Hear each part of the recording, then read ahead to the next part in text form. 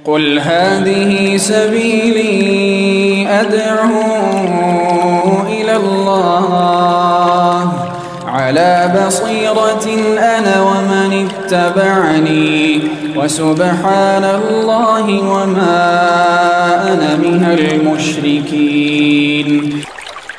بسم الله الرحمن الرحيم. السلام عليكم ورحمة الله وبركاته. Alhamdulillahi Rabbil Alamin. Nahmaduhu wa nasta'inuhu wa nastaghfiruh wa na'udzu billahi min shururi anfusina wa sayyiati a'malina. May yahdihillahu fala mudilla lahu wa may yudlil fala hadiya lahu. Asyhadu an la ilaha illallah wahdahu la syarika lahu wa asyhadu anna Muhammadan abduhu wa rasuluhu safiyuhu min khalqihi wa khaliluhu sallallahu alaihi wasallam wa ala alihi wa sahbihi al-kiram. Yaqul rabbuna jalla sya'nuhu fi muhkami tanzilihi ya ayyuhalladzina amanu ittaqullaha haqqa tuqatih wa la tamutunna illa wa antum muslimun. Kaum muslimin dan muslimat sidang jamaah salat subuh yang diberkahi oleh Allah Subhanahu wa taala. Pujian dan syukur tiada hentinya senantiasa kita panjatkan kehadiran Allah atas segala taufik yang Allah berikan, karunia bisa mensyukuri nikmat. Itu juga nikmat yang harus kembali kita syukuri. Selawat dan salam kita doakan kepada Allah agar tercurahkan kepada baginda Rasul Muhammad sallallahu alaihi wasallam. Kaum muslimin yang berbahagia, kita masih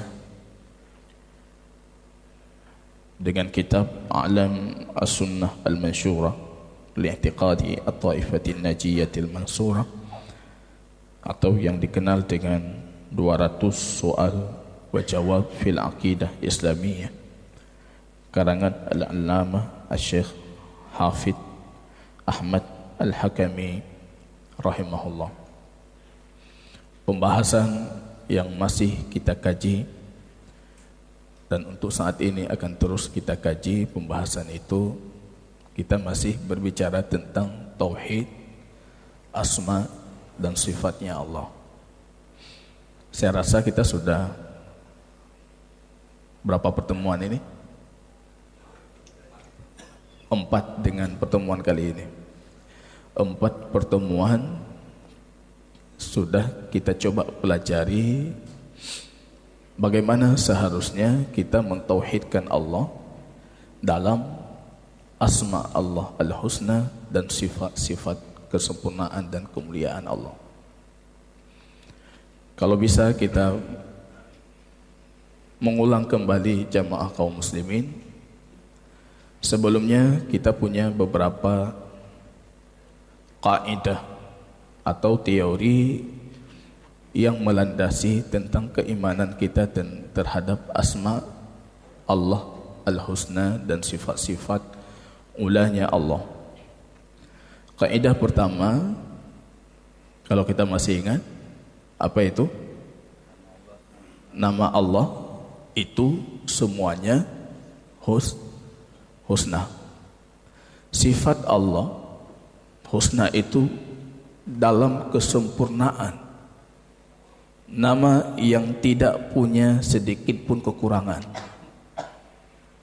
Kalau kurang, terindikasi kurang saja, itu sudah tidak bisa kita menamakan Allah Subhanahu wa taala. Nama Allah itu harus husna. Sifat Allah itu harus ula, dalam ketinggian kesempurnaan. Nama Al-Husna dan sifat yang ula tadi itu tidak mungkin kita tetapkan kecuali dengan ketetapan Rabbaniyah. Harus berdasarkan wahyu tauqifiyah. Harus berdasarkan wahyu tauqifiyah. Bagi kita nama Allah itu tauqifi. Sifat Allah itu tauqifiyah. Kecuali mengabarkan al-ikhbar anillah, mengabarkan tentang Allah, itu yang boleh walaupun tidak berlandaskan dalil, tapi dengan catatan harus memiliki makna kesempurnaan sesuai dengan pengetahuan kita. Itu cuma mengabarkan saja. Kemudian kita juga mempelajari kaidah selanjutnya. Nama Allah itu bukan sebatas nama. A'lam wa awsaf. A'lam itu menunjukkan satu identitas. Banyak nama tapi identitasnya satu, Allah. Ar-Rahman, Allah. Ar-Rahim, Allah. Tapi A'lam itu ada kandungan awsaf, multi sifat. Beda nama, beda kandungan sifat. Cuma eksistensinya ataupun identitasnya satu. Dalam bab ini al-falasifah, ahli kalam, Mu'tazilah itu berjatuhan. Mereka berfikir kalau sudah banyak nama akan melahirkan banyak zat. Padahal banyak nama itu identitasnya tetap satu zat. Dan itu tidak tertolak secara akal. Kecuali diakal-akali baru tertolak. Kalau nama harus azali, nanti ada azali, ada yang azali, bukan cuma satu saja yang azali. Ya, tauhid dalam akidah Mu'tazilah itu tajrid Allah min kullil awsaf, menafikan semua sifat untuk Allah, itulah tauhid. Jadi mengesahkan dalam bahasa mereka, yaitu salah satu usul dari 5 usul akidah Mu'tazilah. Mengesahkan Allah maksudnya Anda tidak mensifatkan Allah dengan sesuatu sifat apapun. Karena ketika kita esahkan, Anda sudah mendakwakan ada zat yang azali selain Allah. Ya, itu cacat logika. Logikanya tidak benar. Kemudian jamaah kaum muslimin rahimani wa rahimakumullah. Kaidah selanjutnya, bagaimana cara kita mentauhidkan Allah? Ahlus sunnah. Nanti ada pembahasan khusus yang akan kita khususkan, satu materi khusus. Sekarang banyak yang mengatakan kita cuma mendakwakan. Kalau akidah kita ini itu akidah salaf tentang asma dan sifat. Di luar itu dakwaan mereka. Karena di luar orang mengatakan akidah mereka lah yang dianut oleh salaf hadhil ummah. Nanti akan kita buktikan dalam satu materi khusus dengan referensi semuanya. Kita mau melihat dari abad ketiga atau bahkan dari abad kedua sampai abad kelima seperti apa akidah kaum muslimin. Kita mau melihat Imam Asy-Syafi'i, bagaimana seharusnya akidah beliau tentang pembahasan asma dan sifat ini. Imam Malik, Imam Ahmad ibn Hanbal, Imam Abu Hanifah, a'immah yang mu'tabarah itu. Jangan akhirnya kita terjebak dalam pemahaman yang dihembuskan di luar. Kalau Syafi'i punya pandangan seperti pandangan di luar, Maliki juga demikian. Makanya para ulama dulu mutaqaddimin, Imam Zahabi menyebutkan dalam Siyar A'lam An-Nubala itu, nukilan dari salah satu ulama mutaqaddimin, kun syafi'iyan wala takun asy'ariyan. Kamu bisa jadi Syafi'i, tapi kamu jangan jadi Asy'ari. Kun Hanafiyan wala takun Mu'taziliyan. Kamu bisa jadi Hanafi, tapi kamu jangan jadi Mu'tazilah. Kamu bisa mencintai Nabi, tapi kamu jangan menjadi Syiah.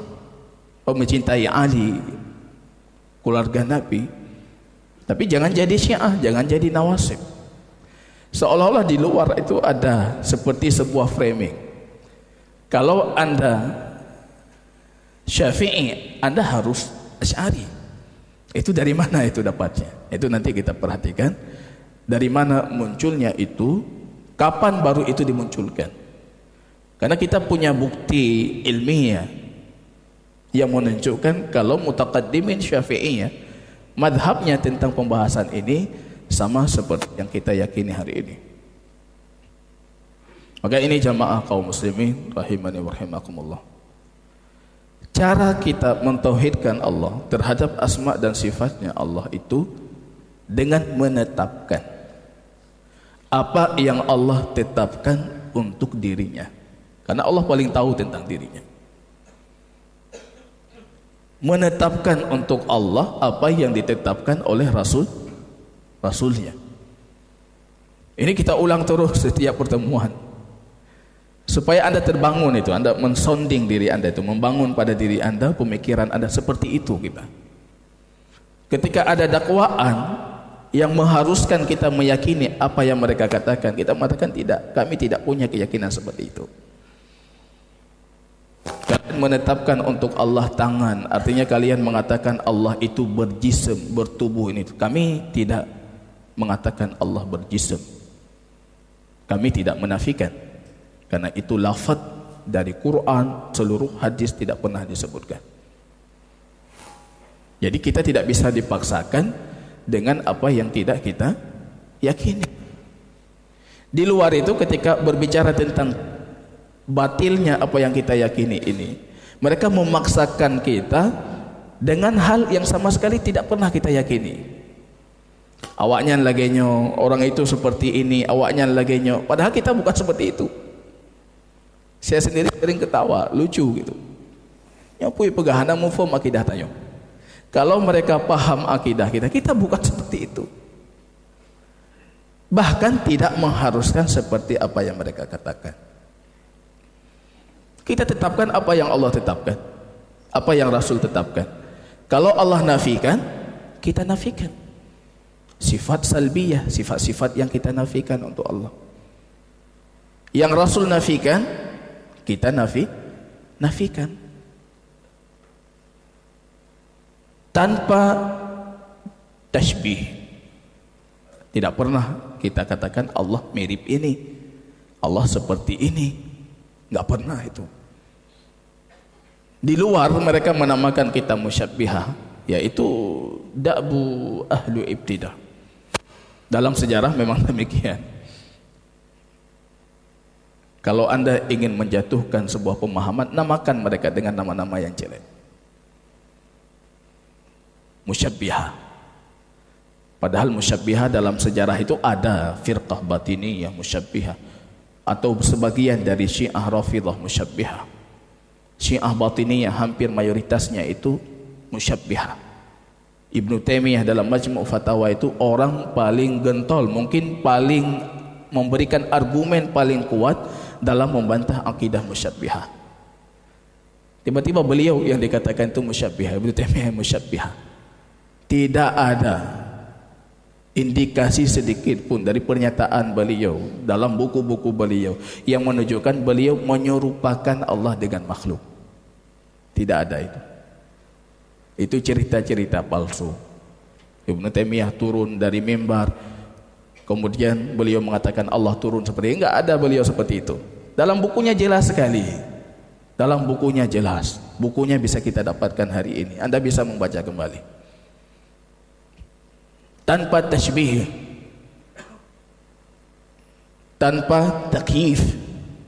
Jadi ketika kita tetapkan nama dan sifat Allah, dua hal ini yang harus langsung Anda hadirkan.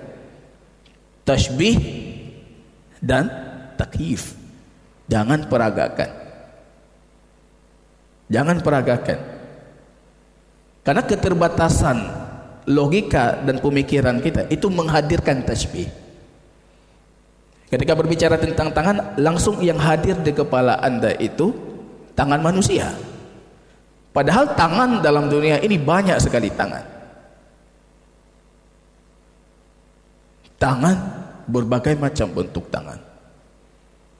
Maka yang harus Anda hadirkan ketika menetapkan nama dan sifat Allah, dua itu. Jangan tasbih, jangan takyif. Kullu ma badara fi dhihnika wallahu ghairu dzalika. Apa yang terbayang di kepalamu, Allah bukan seperti itu. Karena nanti jangan kita terperangkap di dalam akidah musyabbihah. Itu bisa sekali-kali Anda berpikir itu. Jangan, itu hilangkan langsung. Tasbih dan takyif itu haram. Bukan seperti itu akidah kita. Walaupun terbayang di logika kita makna paling dekat. Nama sama, sifat, kaifiyah tidak sama. Kalau zatnya beda, apalagi sifatnya. Zatnya Anda tidak tahu zat Allah seperti apa, sifat Allah lebih Anda tidak tahu. Nama saja yang sama. Ini logika sederhana ini, hampir mayoritas kaum muslimin tidak bisa memahaminya. Kadangkala nama bisa sama, tapi zat dan sifatnya tidak sama. Insya Allah ketika besok nanti kita masuk surganya Allah, kita melihat di sana buah-buahan. Kemudian kita mengatakan, ini ruzik min qabl dalam Quran surah Al-Baqarah. Ini buah-buah yang kami dikasih rezeki dulu di dunia. Ini buah-buah ini. Nah, buah-buah ini nama saja yang sama. Kata Imam Ibnu Abbas, ini namanya sama dengan nama buah-buahan yang pernah kalian rasakan. Rasanya, bentuknya beda. Rasa beda, ini beda. Ketika kita rasakan baru kita tahu, oh ini bukan buah yang dulu kami pernah dikasih rezeki di dunia. Itu logika sederhana itu sulit dipahami oleh banyak orang. Nama bisa sama. Maka jangan takyif. Allah berbicara, jangan Anda pernah berpikir Allah punya mulut ini itu. Itu keterbatasan logika Anda yang membuat Anda berpikir seperti itu. Karena pada hakikatnya ini pun sedang bertasbih. Bagaimana bertasbih? Mana mulutnya? Kalau ini untuk makhluk, bagaimana dengan Allah? Allah Jalla wa'ala jauh dari itu. Jadi semua yang yakhtur bi balik, wallahu laysa dzalik. Allah bukan seperti itu. Anda bisa membayangkan, tapi jangan dibayangi. Jadi tidak takyif, tidak memperagakan. Dan tidak ada satupun petunjuk kalau orang yang mendakwakan akidah salaf ini pernah memperagakan. Tidak ada. Justru yang memperagakan ketika orang berbicara tentang akidah kita. Ustaznya lagi duduk, kemudian dia mengatakan, itu Wahabi akidah mereka Allah duduk seperti ini. Bukan kita yang peragakan, dia yang peragakan. Memaksakan kita tidak seperti itu. Bahkan kita tidak mengatakan istawa alal ars itu duduk. Itu siapa yang bilang duduk? Para ulama dari dulu itu cuma dua penafsiran untuk istawa itu.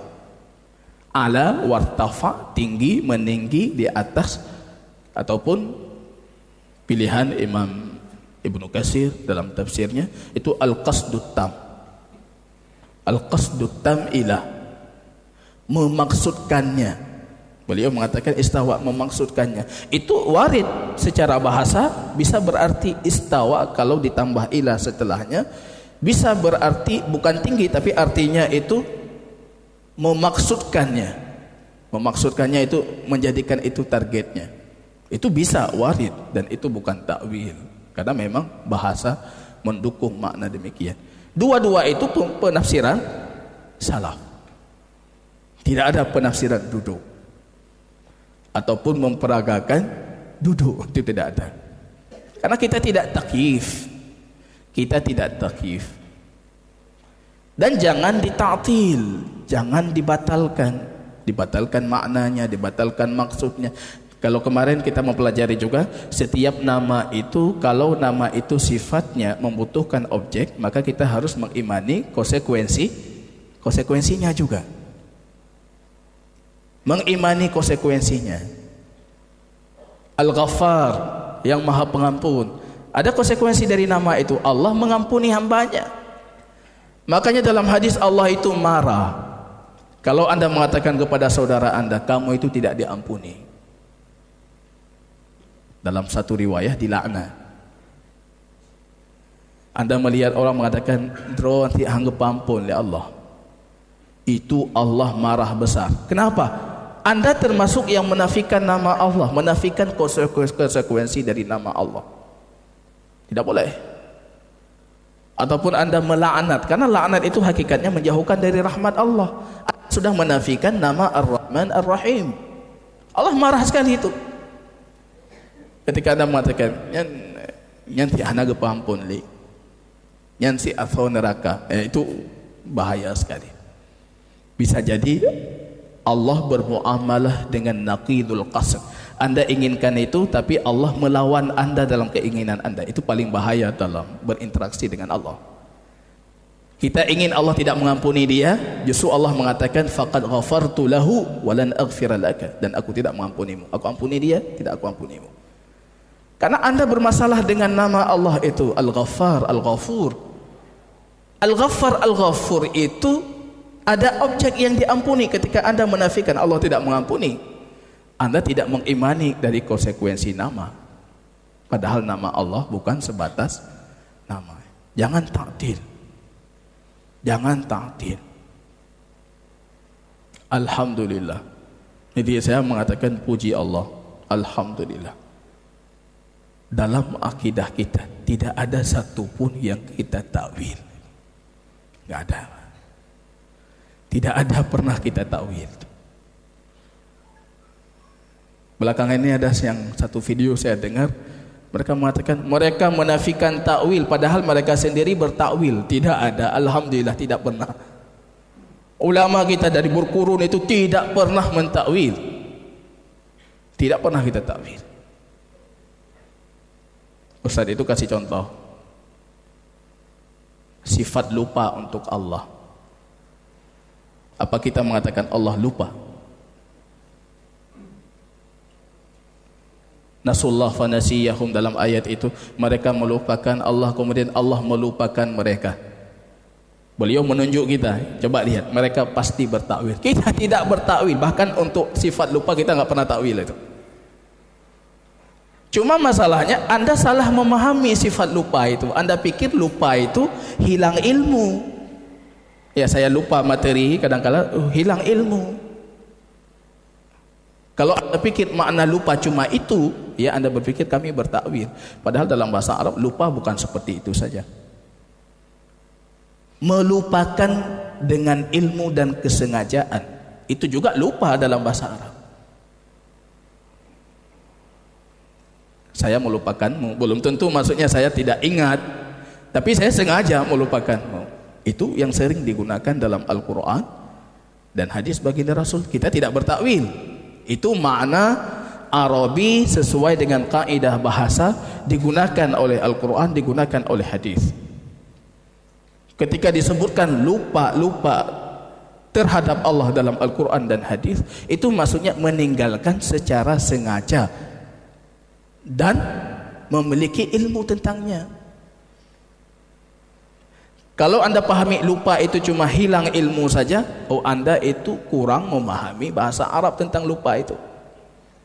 Ini salahnya. Kemudian mengatakan mereka pasti bertakwil, itu nggak mungkin mereka mengatakan Allah lupa. Kita mengatakan Allah lupa, tapi maksud lupa itu dulu kita benarkan dulu. Bukan lupa yang seperti anda pahami.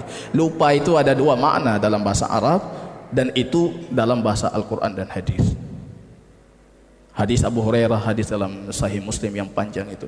Ketika para sahabat bertanya, "Ya Rasulullah, anara rabbana?" Apa kami akan melihat Tuhan kami besok hari kiamat?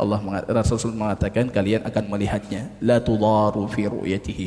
Dalam satu riwayat dengan tasydid, dalam satu riwayat tanpa tasydid itu la tudharruna fi ru'yatihi. La tudharruna fi ru'yatihi. Itu punya dua arti, kalian tidak berdesak-desakan. Kalian tidak ditutupi oleh la tudharruna fi ru'yatihi, tidak ditutupi oleh dhaim, awan. Jelas sekali, nampak sekali kita lihat Allah Tuhan kita. Di penghujung hadis nanti ada hamba itu, Allah dekatkan hamba itu dengannya. Allah bertanya dengan soal ingkar, bertanya tapi mengingkari itu. Adhananta ya abdi anta mulaqiyya. Apa kamu pernah berfikir, pernah menyangka kamu akan berjumpa denganku? Hamba itu mengatakan tidak. Allah mengatakan, karena kamu melupakan aku melupakanmu. Bukan Allah tidak tahu, buktinya Allah tahu di sini. Tapi melupakannya dengan kesengajaan. Itu makna lupa. Alhamdulillah, itu nikmat besar saya rasa itu. Ulama kita tidak pernah mentakwil, itu nikmat besar. Karena kalau satu kali saja pernah, Nyai beda-beda awak di luar. Coba lihat mereka bertakwil itu, coba lihat. Kenapa kami tidak boleh, mereka boleh? Tidak, kita tidak bertakwil. Anda salah memahami saja bahasa. Qulubul ibad dalam hadis Imam Muslim dan banyak hadis sahih yang lain, baina usbu'ain min asabi'ir rahman, di antara dua jari dari jari-jarinya Ar-Rahman Allah. Mereka memaksakan kita harus takwil nih. Enggak harus. Tidak harus. Antara itu tidak mesti harus menyentuh. Kalau Anda berpikir itu penyebabnya, orang ta'til itu pasti pondasinya itu tamsil. Tidak mungkin mereka membatalkan makna itu, mentakwilnya, kecuali di kepala mereka itu sudah ada tamsil, memperagakan dulu. Ini hati Allah di antara jemari, hati hamba di antara jemari Allah. Mereka memperagakan, oh bersentuhan tidak bisa. Siapa yang mengatakan di antara itu harus bersentuhan? Awan di antara langit dan bumi apa bersentuhan? Pidi Jaya di antara Pidi dan Birun, kalau itu bersentuhan. Kalau misalnya kita kasih contoh lain, Pidi Jaya di antara Banda Aceh dan Medan, tidak mesti harus bersentuhan. Pemahaman Anda bersentuhan itu kemudian memaksakan kami bertakwil. Maka itu nikmat Tuhan besar, saya katakan alhamdulillah. Dalam sejarah akidah ini para ulama kita tidak bertakwil. Gampang sekali, sederhana sekali. Kita tetapkan, ya Allah tetapkan, Allah nafikan, kita nafikan. Tidak pernah kita serupakan, tidak pernah kita batalkan, tidak pernah kita tahrif, kita selewengkan. Enggak ada kita selewengkan. Menselewengkan maknanya kita tidak ada. Menselewengkan lafadznya. Di luar ada yang lafadznya, oh ini lafadznya bukan seperti ini maksudnya, harus tambah satu lagi, istawa, istaula. Tahrif lafzi. Kita enggak seperti itu. Atau tahrif maknawi, diselewengkan makna. Oh ini maknanya bukan tangan. Itu ayat yang dibacakan di rakaat pertama tadi. Itu kalau didengar oleh orang sebelah itu tu'um. Wahai iblis, kenapa engkau tidak sujud kepada yang aku ciptakan dengan kedua tanganku? Tangan itu kekuasaan. Masa dua kekuasaan? Kekuasaan tidak bisa di situ kekuasaan. Orang Arab tidak pernah kata musanna yang menunjukkan dua itu kecuali diinginkan hakikatnya. Secara kaidah bahasa demikian. Musanna itu pasti hakikat. Tidak mungkin ditakwil musanna itu. Kata yang menunjukkan dua, al-musanna, itu tidak mungkin ditakwil. Secara kaidah bahasa demikian. Kalau Anda takwil, lucu nanti. Wahai iblis, kenapa engkau tidak sujud kepada yang aku ciptakan dengan dua kekuasaanku? Itu iblis punya hujah, argumen banyak dia. Cuma dua kuasa Anda ya Rabb. Tapi iblis menyadari itu. Yang lucunya ketika iblis menyadari itu, orang di luar memaksakan kita, akidah mereka sama seperti iblis. Kalau ilah itu bagaimana cara dibangun itu? Kisah Musa itu dengan Fir'aun yang minta Fir'aun mengatakan, "Ya Haman, ibni li sarhan, bangun untukku bangunan tinggi supaya aku melihat Tuhan Musa." Akidah mereka tentang Tuhan itu di atas sama seperti Fir'aun. Pada coba baca dialognya dulu. Itu Fir'aun mengingkari akidah Musa. Maka mengatakan dalam kondisi mengejeknya, bangun bangunan tinggi biar kita lihat betul ina Tuhan Musa watih. Baik pegah Tuhan watih. Kita kan lihat. Sekarang yang sama dengan akidah Fir'aun siapa? Ya, itu yang hari ini dimunculkan. Ini jamaah kaum muslimin. Kita sedikit membaca kitab ini berkaitan tentang nama-nama Allah di sini. Itu soal ats-tsani wal khamsun. Apa dalil nama-nama Allah dari kitab dan sunnah? Nanti ada soal 53, itu dalil nama-nama Allah dari Al-Quran. Di 54 itu dalil nama-nama Allah dari As-Sunnah. Kalau kita melihat, para ulama kita memang sangat gigih dalam menentukan apa saja nama Allah 99 itu. Dan tidak ada ijma' kata sepakat berkaitan dengan nama 99 itu. Kalau kita mau kumpulkan lagi pernyataan para ulama itu, kita kumpulkan, nanti akan muncul lebih dari 100 nama. Imam Tirmidzi punya redaksi sendiri, mana 99. Imam Ibnu Hajar dalam Fathul Bari itu punya redaksi sendiri juga, mana yang 99. Kalau mutaakhirin, Ibnu Taimiyah dalam Majmu' Fatawa juga punya redaksi sendiri, mana yang 99. Yang menariknya, dalam Fathul Bari itu Imam Ibnu Hajar mengatakan ada dua cara para ulama dalam menentukan nama Allah. Cara yang pertama itu banyak mutaqaddimin mencari sebanyak mungkin nama Allah dari Quran dan Sunnah tanpa berpatokan terhadap 99 nama. Itu yang banyak dilakukan oleh mutaqaddimin. Jadi mereka tidak punya target 99, yang penting nama Allah terpenuhi syarat untuk nama Allah. Apa itu syarat nama Allah? Tadi seperti kita katakan sempurna. Nama Allah itu bisa dimasukkan abdun, ya, Allah, Abdullah, Ar-Rahman, Abdul Rahman, Al-Muhsin, Abdul Muhsin, ya nanti sampai selanjutnya. Bisa kita berdoa memanggil nama itu, yaitu diantara indikator-indikator yang menunjukkan kalau itu bisa dijadikan nama. Jadi bisa kita memanggil Ya Allah, Allahumma. Allahumma itu artinya ya Allah, ya Rahman, ya macam-macam. Bisa kita berdoa dengannya. Bisa kita bertawasul dengannya. Itu diantara indikator kalau itu nama Allah. Mutaqaddimin itu manhaj mereka, metode mereka, ketika mencari sebanyak mungkin nama dan sifat Allah, nama Allah, mereka tidak melazimkan untuk dirinya harus mentok di 99 itu. Maka lahir dari mutaqaddimin banyak nama, lebih 100. Karena mereka paham yang kita sebutkan pada pertemuan yang lalu, nama Allah itu bukan terbatas, tidak terbatas. Mutaakhirin saja yang kita lihat, karena ada hadis yang kita bacakan pada pertemuan yang lalu, inna lillahi tis'atan wa tis'ina isman, Allah punya 99 nama. Akhirnya mutaakhirin itu mencari 99 itu. Sebagian dari mereka itu karena terjebak dengan angka 99, ketika muncul ada nama lebih dari 99, ada sebagian mereka merasa meragukan kalau nama itu memang nama bisa kita sematkan untuk Allah. Akhirnya ada yang tidak disebutkan, mereka patokan mereka cuma 99. Tapi sebagaimana kita sebutkan, hampir mayoritas mereka sepakat 99 itu tidak memberikan arti pengkhususan terbatasnya nama Allah.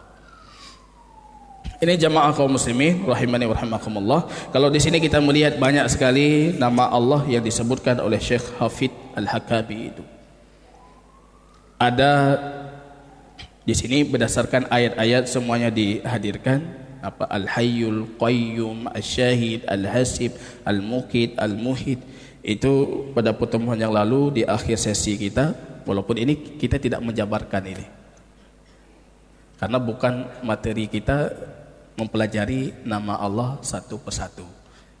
Yang anda pelajari konsepnya ke materi. Artinya bukan kitab akidah lagi kita berbicara.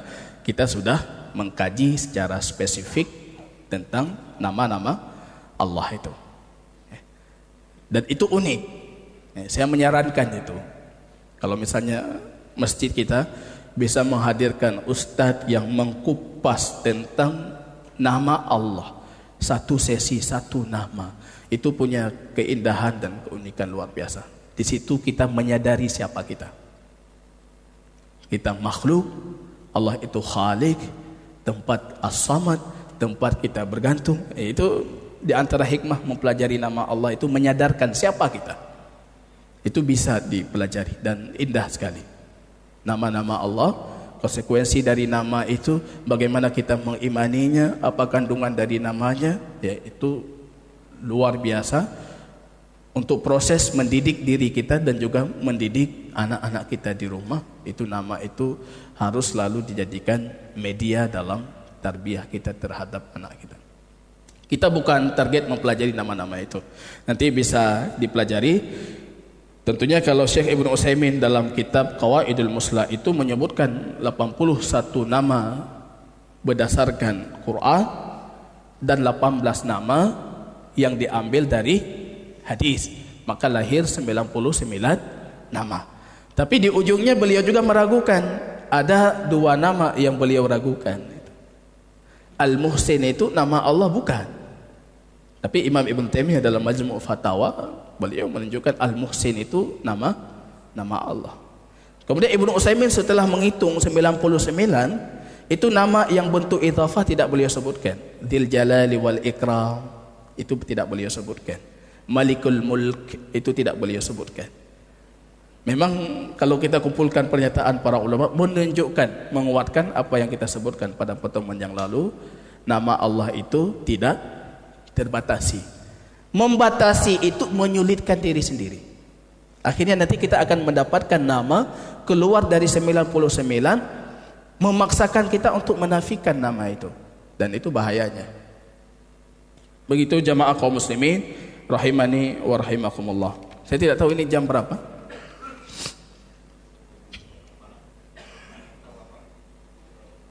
6.8. Kita lanjutkan?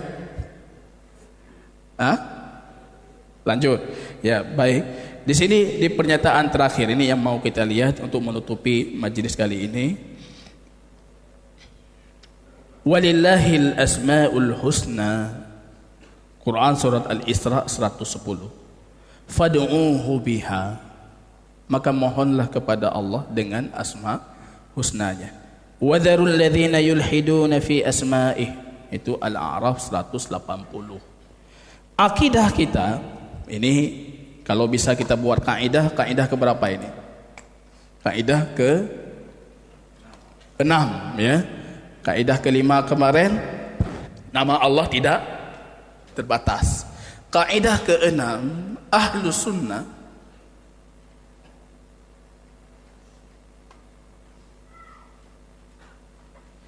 meninggalkan semua bentuk ilhad terhadap nama dan sifat Allah. Nanti kita lihat macam-macam bentuk ilhad. Yulhiduna fi asma'i. Allah punya nama Al-Husna, fad'uuhu biha, maka mohon kepada Allah dengan nama itu. Wadharul ladzina yulhiduna fi asma'i. Tinggalkan orang-orang yang ilhad. Jadi kita punya kewajiban meninggalkan segala bentuk ilhad terhadap nama dan sifat Allah.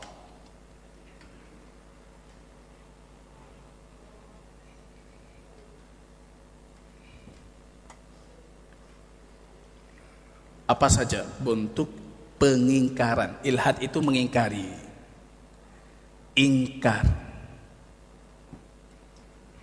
Ini kita simpulkan, kalau tidak secara umum dalam kajian kita selama ini sudah kita sebutkan contoh-contohnya atau berbagai beragam bentuk pengingkaran. Mengingkari nama Allah itu jelas sekali, mengingkari namanya. Seperti apa contohnya? Ada orang dalam sejarah mengingkari nama Allah. Siapa mereka? Pernah saya sebutkan. Yang ketika disebutkan Ar-Rahman, qalu mar-Rahman. Ar-Rahman itu siapa itu? Quraisy, kafir Quraisy. Mereka Allah, mereka terima, tapi Ar-Rahman dalam perjanjian damai itu sulhu Hudaibiyah, Rasul mengatakan uktub Bismillahirrahmanirrahim. Allah kami tahu, Ar-Rahman ini siapa? Sama dengan logika falsafah itu, logika ahli kalam. Seolah-olah ini siapa? Seolah-olah orang lain lagi atau zat lain lagi. Padahal ini nama yang beda, zatnya satu. Menafikan. Atau dalam sejarah juga ada bentuk ilhad yang kedua, itu menamakan dengan nama yang Allah tidak menamakan diri. Menamakan Allah dengan nama yang tidak Allah namakan dirinya. Dalam Nasrani itu mereka memanggil Allah dengan apa? Bapa, Al-Ab, Bapa. Itu enggak perlu kita kaji dan dulu langsung tahu. Menamakan Bapa itu kekurangan untuk Allah. Kurang sekali masa Bapak itu. Bapak. Atau Yahudi Uzair itu anak Allah. Artinya apa? Allah itu Bapak Uzair.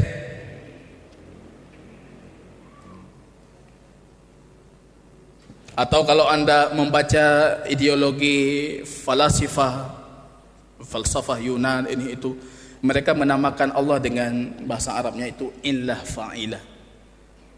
Sebab keberadaan wujud. Jadi kalau kita mengatakan Allah itu Al-Khallaq, Maha Pencipta, tapi Allah menciptakan dengan kehendak dan keinginannya. Bagi mereka tidak. Makhluk itu hadir, ya dengan keberadaan Allah pastilah hadir makhluk. Karena kalau tanpa makhluk Allah itu tidak ada. Mereka mengibaratkan seperti cermin itu, pantulan cermin. Ada cermin, pantulan itu datang langsung dia. Maka dinamakan Allah itu dengan Al-Illah. Kita mengatakan itu menamakan Allah dengan nama-nama yang Allah tidak menamakan dirinya. Ataupun itu bentuk ilhad juga. Mengingkari kandungan sifatnya.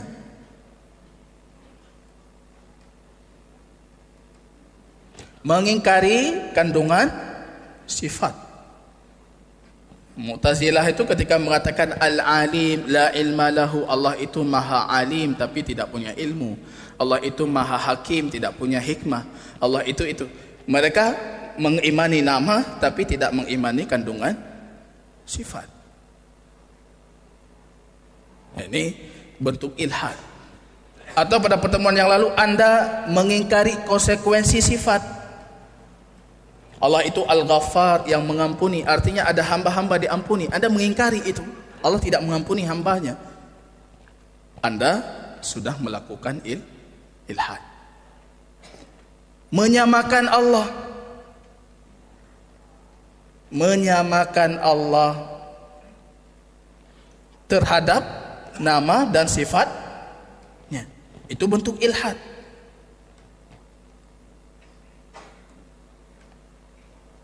Menyamakan Allah. Ketika berbicara tentang tangan Allah, wajah Allah langsung digambarkan. Itu dalam akidah musyabbihat, itu digambarkan. Allah seperti ini, Allah seperti itu. Ada hadisnya dari baginda Rasul itu, Allah menciptakan Adam dalam surahnya. seperti surahnya.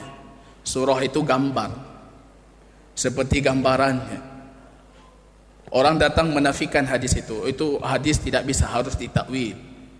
Kan tidak mungkin Allah itu seperti Adam, bentuknya macam-macam. Padahal hadis itu cuma berbicara tentang surah. Dalam hadis lain baginda Rasul mengatakan, kita besok di hari kiamat orang mukmin itu wajah mereka itu seperti purnama. Apa wajah kita berubah jadi bulan? Kan bukan seperti itu maksudnya. Perumpamaan surah itu tidak mengharuskan bentuknya dan zatnya itu sama. Itu macam-macam bentuk takwil. Ilhad, makna ilhad pengingkaran, mengingkari, diingkar terhadap nama dan sifat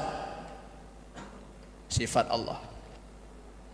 Nanti akan kita pelajari pertemuan ke depan, kita akan berbicara sifat Allah itu ada dua sifat, ya. Ada sifat dzatiyah. Sifat dzatiyah itu sifat yang tidak terpisahkan.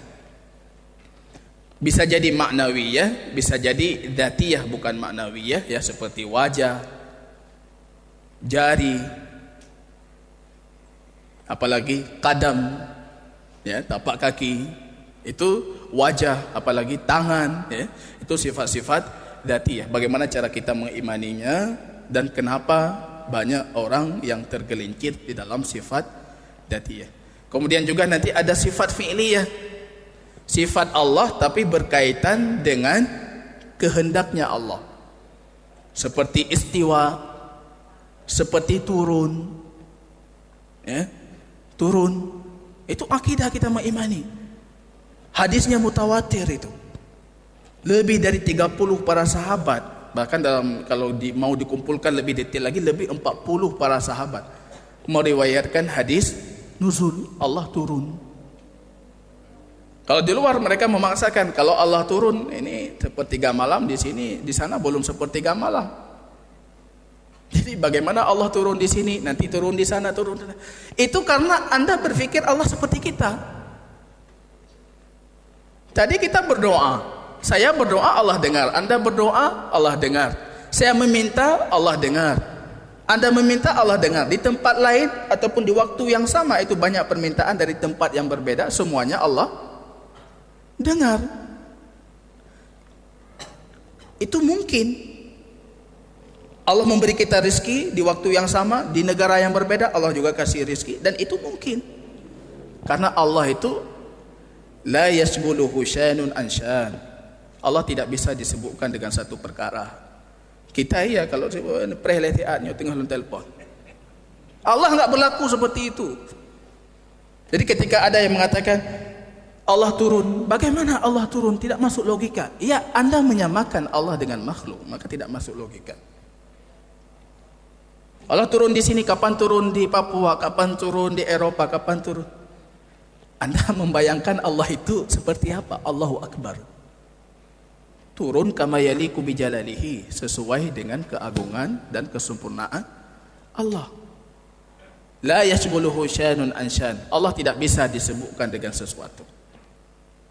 Selesai, kalau bisa kita pahami itu, selesai itu. Banyak kaum muslimin termakan dengan isu-isu seperti itu. Butoi mata hana jelah awaknya. Oi pegah Allah getrenyo je. Akhirnya kaum muslimin termakan Allah itu seperti apa itu. Allahu Akbar. Maha besar. Anda tidak bisa membayangkan. Kalau arusnya Allah saya tidak bisa kita bayangkan. Coba Anda bayangkan arus Allah itu seperti apa? Hah? Kursi itu dalam hadis maudhi' qadamin, tempat kaki. Kursi itu bukan kursi tempat duduk, kursi yang ada di dalam ayat kursi. Rasul menafsirkan itu. Kursi itu maudhi' qadamin. Kursi itu saja dibandingkan dengan langit dan bumi itu seperti Anda melempar cincin itu di tengah padang pasir yang luas. Cincin itu langit dan bumi, padang pasir yang luas itu kursinya. Kursi dibandingkan dengan arah, seperti itu juga perbandingannya. Bagaimana dengan Allah? Jangan Anda berpikir turun ke ban getreun, ke ban ge kosong arah. Ya, harusnya jadi kosong. Itu pikiran Anda saja itu. Hingga melegalkan Anda itu menafikan sifat-sifat fi'liyah Allah. Maka ini jamaah kaum muslimin rahimani wa rahimakumullah, pada pertemuan ke depan kita akan berbicara lebih spesifik lagi tentang sifat dzatiyah dan sifat fi'liyah. Karena itu yang merupakan puncak dari kesalahpahaman ataupun perbedaan pandangan kaum muslimin terhadap sifat dan nama Allah itu. Sifat dzatiyah dan sifat fi'liyah. Tapi ini pondasi ini dibangun dalam pemikiran kita. Seperti ini kita bersikap, ya. Jadi sehingga tidak menghadirkan kita terpaksa harus mengakui apa yang mereka paksakan. Harus laginya. Oh hana, kamu hana laginya. Karena kita simpel saja. Kalau Allah tidak katakan tentang dirinya demikian, kita tidak mengatakan. Allah berjism tidak, bertubuh tidak. Mereka membangun kata jism itu supaya bisa kita menafikan sifat dzatiyah Allah. Padahal kita dari dasarnya jism itu tidak kami tetapkan dan tidak kami nafikan, karena memang tidak ada dalam Quran dan Sunnah. Ya, begitu jamaah kaum muslimin rahimani wa rahimakumullah. Kalau ada yang patut kita diskusikan, kita persilahkan. Barakallahu fikum.